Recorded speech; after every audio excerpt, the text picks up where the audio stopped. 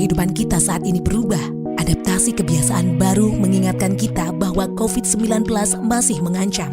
Adaptasi kebiasaan baru merupakan langkah penyesuaian yang harus dilakukan untuk kehidupan yang lebih baik. Dengan perilaku hidup bersih dan sehat, tetaplah menjaga kesehatan sendiri, menjaga kesehatan keluarga, menjaga kesehatan lingkungan, karena ini dunia kita. Adaptasi kebiasaan baru mengharuskan kita tetap waspada.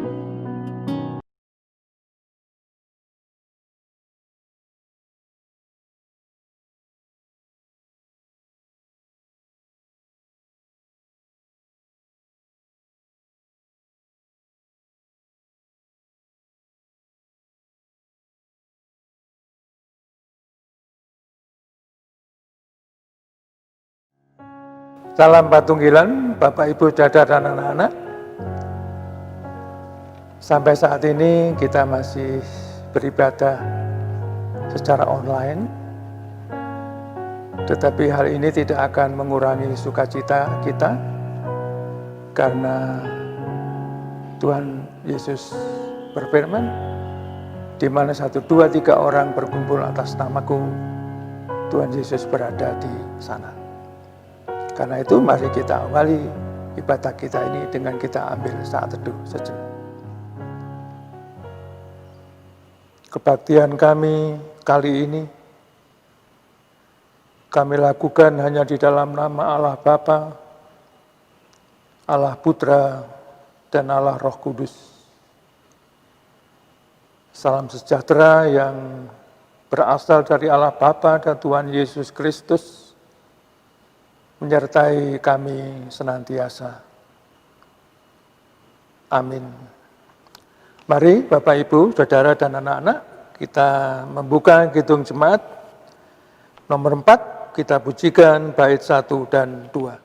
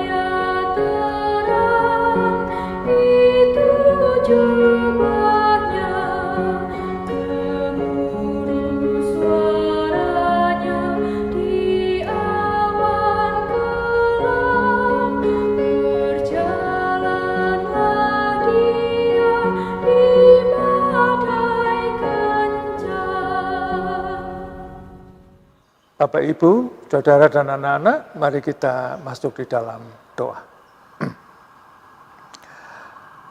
Bapa di surga, kami ingin hidup kami ini semakin bermakna bagi Tuhan, bagi sesama, juga bagi gereja yang bisa terjadi bila kami setia mendengar, menyimpan, dan memberlakukan firman-Mu. Karena itu ya Bapa, tolonglah kami dengan kuasa Roh Kudus-Mu, membuka telinga hati kami masing-masing, supaya kami mampu mengerti apa yang harus kami lakukan yang seturut dengan kehendak-Mu. Di dalam Tuhan Yesus Kristus kami memohon. Amin. Mari Bapak Ibu, Saudara anak-anak dan yang dikasihi Tuhan, kita membaca dari kitab Nabi Yesaya pasal 44. Kita baca dari ayat 1 sampai ayat yang ke-5. yang demikian bunyinya. Tetapi sekarang dengarlah, hai Yakub hambaku, dan hai Israel yang telah kupilih. Beginilah firman Tuhan yang menjadikan engkau, yang membentuk engkau sejak dari kandungan, dan yang menolong engkau. Janganlah takut, hai hambaku Yakub, dan hai Yeshurun yang telah kupilih. Sebab aku akan mencurahkan air ke atas tanah yang haus, dan hujan lebat ke atas tempat yang kering. Aku akan mencurahkan rohku ke atas keturunanmu, dan berkatku ke atas anak cucumu. Mereka akan tumbuh seperti rumput di tengah-tengah air, seperti pohon-pohon gandarusa di tepi sungai. Yang satu akan berkata, aku kepunyaan Tuhan, yang lain akan menyebut dirinya dengan nama Yakub, dan yang ketiga akan menuliskan pada tangannya kepunyaan Tuhan, dan akan menggelari dirinya dengan nama Israel. Berbahagialah semua orang yang mendengar firman dan menyimpan di dalam hatinya. Amin. Bapak, Ibu, saudara dan anak-anak milik Tuhan, tahukah Bapak, Ibu, saudara dan anak-anak tentang kualitas cinta kasih seseorang?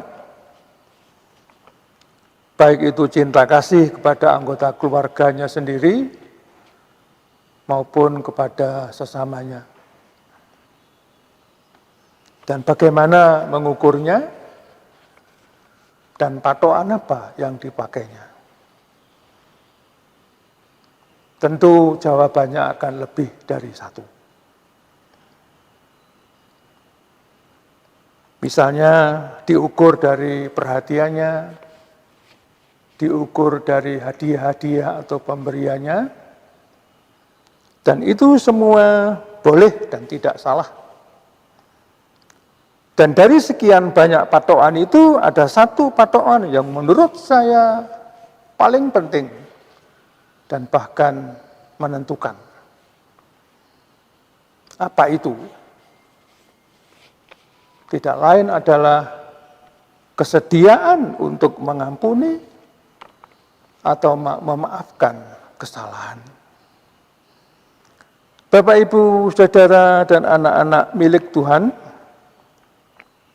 mengampuni atau memaafkan orang yang berbuat salah kepada kita merupakan suatu nilai yang terpenting dan mendasar di dalam kehidupan kita sebagai manusia.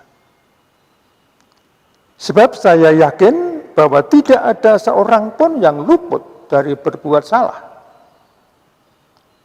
Saya pasti pernah melakukan kesalahan kepada sesama. Begitu pula sesama pasti pernah melakukan kesalahan kepada saya. Kesalahan yang menyebabkan kemarahan, rasa benci, dan lain sebagainya. Hal-hal tersebut hanya dapat dihapus melalui tindakan maaf atau ampun. Nah, kalau dalam diri seseorang tidak memiliki rasa saling memahami, saling menerima dengan sikap terbuka, dan saling memaafkan, maka yang terjadi adalah masing-masing pribadi akan saling menyalahkan, saling mengumpat, saling memfitnah, saling membenci, sehingga berlakulah hukum rimba, siapa yang kuat, itulah yang menang. Betapa indahnya hidup ini, manakala hidup bersama ini dipenuhi oleh aroma persaudaraan. Hidup semakin indah, karena masing-masing orang memiliki keberanian untuk terbuka menerima dan mengakui kesalahan, sekaligus mengucapkan kata-kata yang indah didengar. Let bygones be bygones, forgive and forget. Sing wis ya wis, apura ing ngapura lan ora perlu dieling-eling maneh.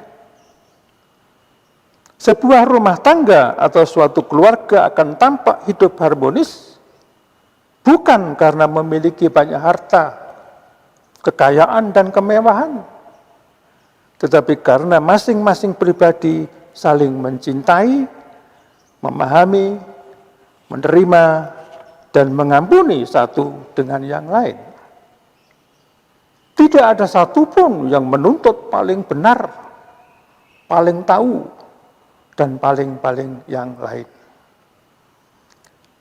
Bapak, Ibu, Saudara, dan anak-anak milik Tuhan, pengampunan yang sesungguhnya berarti kalau orang tidak memiliki keinginan untuk terus menyimpan kemarahan kepada semua yang bersalah kepadanya. Tetapi, bila orang tetap menyimpan kemarahan, maka pengampunan tadi tidak mempunyai arti sama sekali, bahkan akan merugikan diri sendiri. Pengampunan merupakan aktivitas di dalam diri seseorang yang akan menghasilkan kedamaian di dalam hati. Tanpa pengampunan, seringkali batin menjadi tidak tenang. Kejiwaan lambat laun akan terguncang. Konsentrasi pada hal-hal penting akan menurun, sebab banyak energi dalam tubuh terkuras untuk memikirkan masalah-masalah tertentu.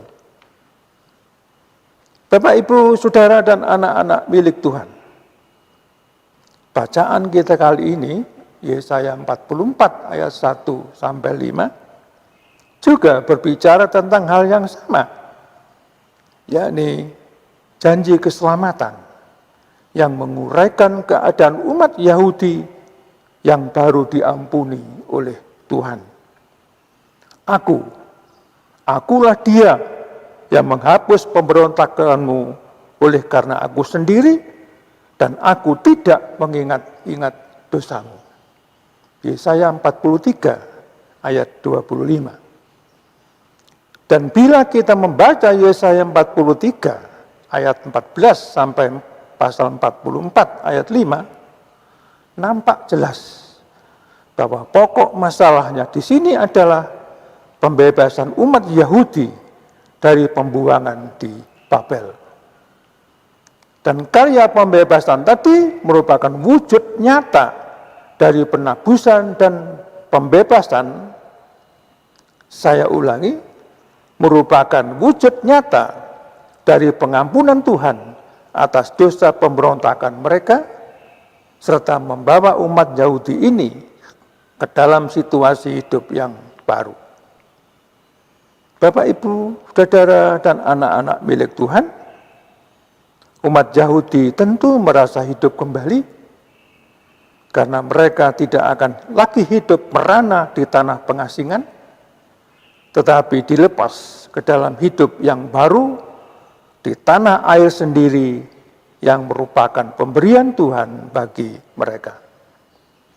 Oleh Tuhan, umat Yahudi ini dipercaya lagi untuk mulai hidup yang baru, serta untuk mencoba dan berupaya hidup yang lebih baik dan tidak kembali kepada dosa pemberontakannya.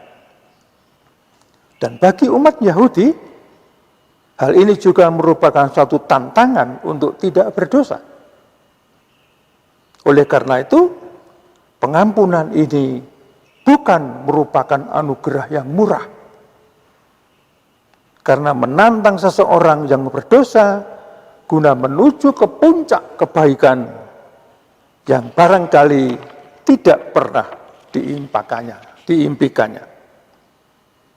Mereka akan tumbuh seperti rumput di tengah-tengah air, seperti pohon-pohon gandarusa di tepi sungai. Yang satu akan berkata, Aku kepunyaan Tuhan. Yang lain akan menyebut dirinya Yakub. Dan yang ketiga akan menuliskan pada tangannya kepunyaan Tuhan. Dan akan menggelari dirinya dengan nama Israel. Ayat 4-5. Bapak, Ibu, Saudara, dan anak-anak milik Tuhan, pengampunan dari Tuhan ini sungguh dirasakan oleh umat Yahudi sebagai peristiwa yang menghidupkan, yang memberikan semangat dan memberikan harapan baru. Dalam perjanjian baru, pengampunan Tuhan dalam Yesus Kristus juga seperti itu. Selalu menghidupkan, memberikan semangat baru, dan mengembangkan kepribadian. Salah satu contoh nyata adalah firman Tuhan Yesus kepada seorang wanita yang kedapatan berbuat zina. Aku pun tidak menghukum engkau, pergilah, dan jangan berbuat dosa lagi mulai dari sekarang. Yohanes 8 ayat 11. Hal ini tentu akan memberikan harapan baru untuk hidup lebih maju. Karena apa? Karena Tuhan Yesus berkenan mempercayai dan menghargai kita sebagai pribadi yang dapat berkembang dan maju. Bapak, Ibu, Saudara, anak-anak milik Tuhan, Tuhan Yesus mengajarkan suatu bentuk pengampunan yang tidak terbatas jumlahnya. Matius 18 ayat 22. Artinya, mengampuni atau memaafkan itu harus diupayakan sepanjang hidup. Demikian pula Rasul Paulus juga mengharapkan agar kita sebagai pengikut Kristus harus mengampuni orang yang bersalah kepada kita. 2 Korintus 2 ayat 5 sampai 11.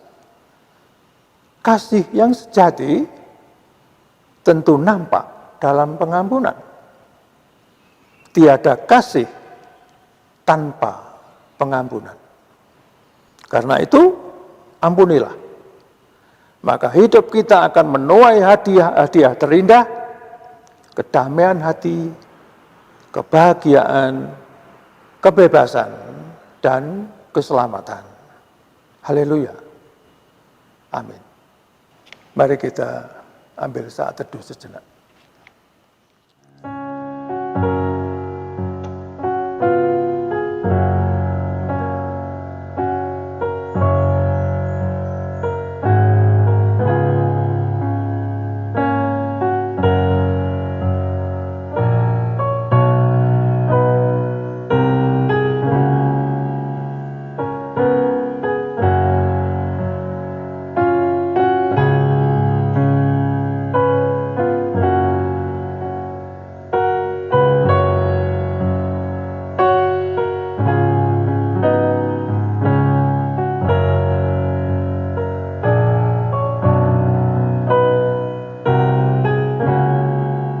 Baiklah Bapak, Ibu, Saudara, dan anak-anak milik Tuhan, mari kita bersyukur kepada Tuhan sambil kita mempersiapkan persembahan. Dan untuk itu mari kita memuji Kidung Jemaat 87, bait yang pertama.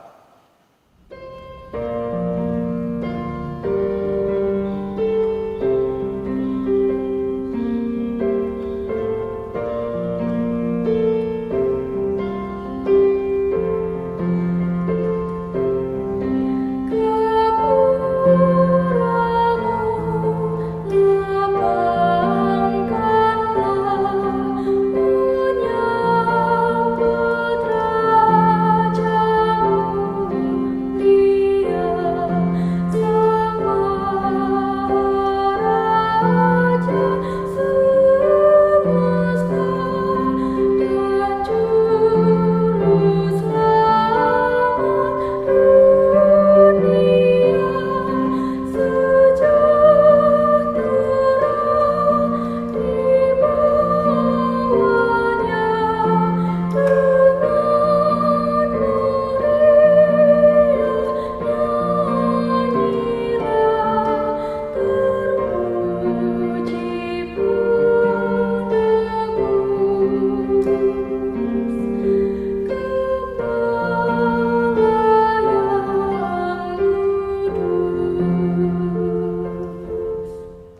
Mari Bapak Ibu, saudara dan anak-anak, kita masuk di dalam doa.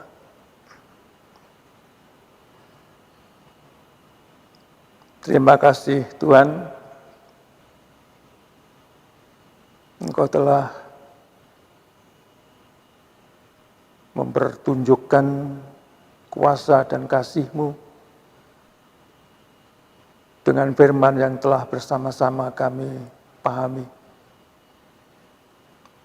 Patrikan semua itu dalam hati kami masing-masing ya Bapa, agar masing-masing dari kami mampu untuk terbuka menerima dan mengakui kesalahan. Bila kami memang melakukan kesalahan kepada siapapun, agar hati kami menjadi tenang, sebagaimana Engkau kehendaki. Demikian pula cara kami untuk selalu berbesar hati, bahwa siapapun yang bersalah kepada kami, mampu untuk memperbaiki tingkah lakunya. Sebagaimana kami juga Tuhan mampukan untuk memperbaiki tingkah laku kami. Sehingga keluarga kami akan menjadi sukacita, karena Bapa berada di tengah-tengah kami. Bapa di surga, di tengah-tengah situasi semacam ini, kami juga ingin memohon kepadamu berkaitan dengan tugas-tugas gereja Tuhan. Biarlah melalui pewartaan mereka, melalui tindakan-tindakan dan program-program mereka, gerejamu mampu hadir dengan sebaik-baiknya di tengah-tengah lingkungan di mana mereka tinggal. Biarlah kehadiran gerejamu menjadi tanda bahwa Tuhan berada di tengah-tengahnya. Bapa di surga, kami juga ingin berdoa untuk situasi yang sekarang sedang kami hadapi. Berbahayanya virus corona yang sedang melanda negara kami, bahkan negara-negara lain di dunia ini. Bapa, tidak ada kuasa lain kecuali kuasa Tuhan yang mampu meredakan bahaya ini. Karena itu ya Tuhan, nyatakanlah kemuliaan dan kekudusan-Mu. Nyatakanlah kasih-Mu kepada kami umat manusia ini. Singkirkanlah virus yang berbahaya ini dari kehidupan kami, umat-Mu. Agar kami mampu kembali bergaul, bekerja sama, berguru bersama dengan siapapun yang Tuhan tempatkan di dalam kehidupan kami. Kami ingin memohon kepada tenaga medis, para medis, dan juga relawan-relawan yang mereka sanggup untuk berhadapan dengan situasi berbahaya ini, karena merawat, melayani yang sedang terpapar virus. Berilah mereka kekuatan lahir batin ya Tuhan, hindarkan dari segala bahaya, agar melalui pelayanan mereka, siapapun menerima kasih sayang dan pemeliharaan Tuhan sendiri. Demikian juga para karyawan-karyawan yang saat ini sedang bekerja di rumah, karena memang berbahayanya virus yang sedang melanda negara kami ini. Kiranya juga Bapa berkenan memberkati mereka, memberikan kekuatan, sebagaimana Tuhan memberkati dan memberi kekuatan kepada kami semua. Kami juga ingin Tuhan memohon untuk bangsa dan negara kami, pemerintah kami dari tingkat pusat sampai desa sampai pedesaan. Kiranya Tuhan sendiri yang memberikan roh kebijaksanaan, agar mereka mampu mengelola negara ini dengan sebaik-baiknya, bagi setiap kerukunan, kesejahteraan, warga negara, siapapun mereka. Biarlah karya Tuhan sendiri yang diperlakukan oleh para pemimpin kami ini. Bapa di surga, kami juga ingin berdoa untuk saudara-saudara kami yang saat ini sedang sakit, sedang bergumul, sedang berada di dalam kesulitan. Kiranya Bapa berkenan menyertai mereka, memberikan berkat bagi upaya-upaya kesehatan yang dilakukan, dan juga menghibur saudara kami yang sedang susah, dan memberikan jalan keluar bagi saudara-saudara kami yang sedang kehilangan arah. Bapa di surga, banyak hal yang ingin kami pohon, namun Bapa tahu apa yang terbaik bagi kami. Karena Bapa bekerja dalam segala sesuatu untuk mendatangkan kebaikan bagi setiap orang yang mengasihi Tuhan. Terimalah doa kami Tuhan, karena semua kami mohon di dalam nama Yesus Kristus, penebus kami yang hidup. Amin.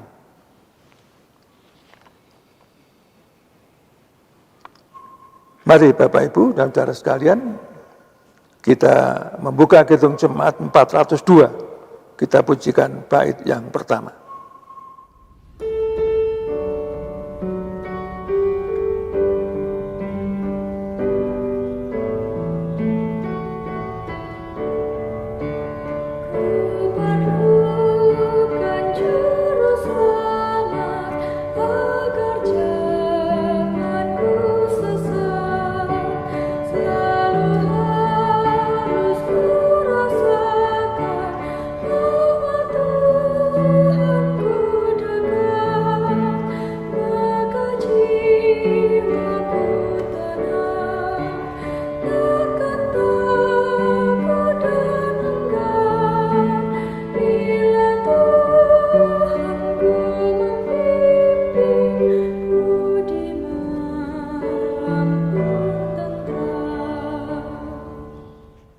Bapak Ibu, saudara dan anak-anak milik Tuhan, mari kita mohon berkat Tuhan.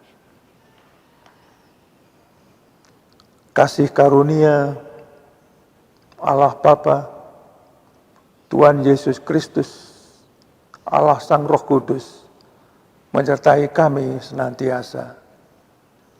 Amin. Kita pujikan Kidung Pasaman Jawi 460, Tentrem Raharjo.